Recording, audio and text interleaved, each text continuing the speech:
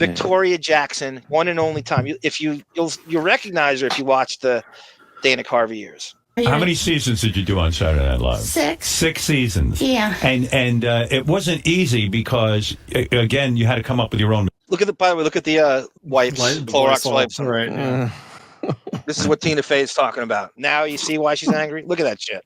Material, right? You had to write. Right. And that's difficult. And I was sitting in front of my IBM Selectric every day like this with a blank piece of paper. We didn't have computers in 1986. Right. And I was like, next door, Dana's going, church lady, and Lovett's going, away. the liar. And Hans and Franz, and I'm like, okay, I could talk in a low voice. And then what would the lady do? Conan O'Brien was a writer on the show during your years, right? Yeah, and wasn't the story that you would run through the halls begging him and Lovitz to write you something funny? Oh, yeah, I begged everybody. I was like, and then I went to Lauren. I'm like, Lauren. It's such a stupid show there, what they do there. You know how this goes? That the performers have to team up with writers to write for them. And the game is weird. You're competing. It's so stupid. They're competing against their castmates, but they work on the same team and show.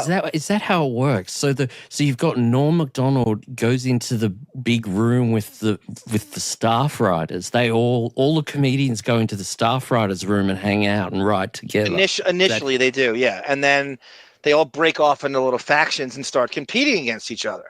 Like you're rooting against. It's like in sports. If I were a great individual player and I'm rooting for my teammates to suck, because I look better. Which I do. I didn't know that.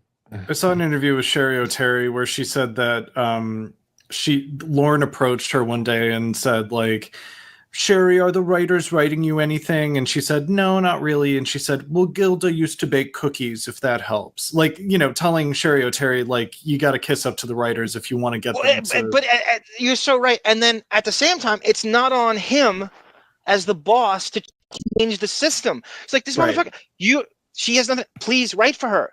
That he doesn't. Yeah. He wants what the game is that he's aligning them against each other to hate like manipulating and pulling the strings. So the performers hate each other and they're competing against each other, which he thinks is going to get the best work out of them. That's like Howard. Yeah, just like right. So they're very similar. Does Lorne reward the ones he thinks that are best by putting them near the end of the show? Or that's a great question. So I recently was watching a couple old ones, and I was amazed at the sketches that were better at the end of the show than they were in the beginning of the show. I completely disagree with the order in which he has an agenda. Lorne Michaels is not. It's not funny. It's what's going to make a superstar. What can I sell? The pyramid scheme he has. So he's trying to feature, whether it's mainstream thing they're doing, like it's something current eventy, they'll put first, and it isn't going to be. It doesn't have to be the best sketch because it's current events, and then that weird quirky one at the end of the show, you're like, that was amazing, and no one talked about it. The other thing about the order of the show, I would say for the last 5 to 7 years, the order doesn't even matter because people are watching the show the next Sunday in YouTube. Clips on YouTube. Yeah, a smart Harvard Jewish writer would throw me a bone or a little treasure. That's the other thing about SNL, right, Bon? So they're so elitist, especially Lorne Michaels. He wants to make himself feel like he went to Harvard. So he hires, Letterman did this too. They hired nothing but Harvard Lampoon writers. Like, That's weird. These are people that don't relate to anything normally. They're very much born on third base. You want people like you, John. Like, yes, they get a whole bunch of John Hine type guys. Yes. Is that what you're saying? Like these wankers who think they're gods. And they have a very specific type of sense of humor. I saw an interview with Norm had Roseanne on his podcast when he was still alive. And, Norm was a writer on Roseanne. He said that, there were a bunch of Harvard guys and then there were also a bunch of comics in the writer's room. And Roseanne said, like, the Harvard guys needed the comics to like get them going because the Harvard guys would just sit around watching TV on their off time for jokes to steal. So they all worked in the circuit of like, they'd be on Small Wonder for a season and then they'd move over to Dinosaur and then they'd move over to Roseanne. The Harvard Lampoon writers would steal material from sitcoms that went nowhere that no one saw. So they thought, well, no one's going to watch Small Wonder at 4:00 in the afternoon on a Saturday. I'm going to steal this joke because it fits the plot line here, or I'm going to steal this from the shitty UPN show and I'm going to use it on Roseanne because no one's going to catch it because nobody watched that show in the first place. And because Roseanne's bigger, they're going to think they stole from us.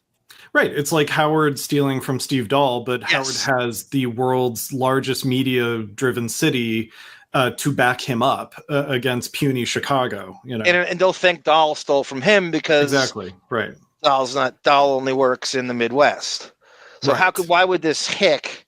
Why would this Midwest, and Dahl's not a hick at all. He's super talented. I'm super smart. I'm just telling you the New York mindset.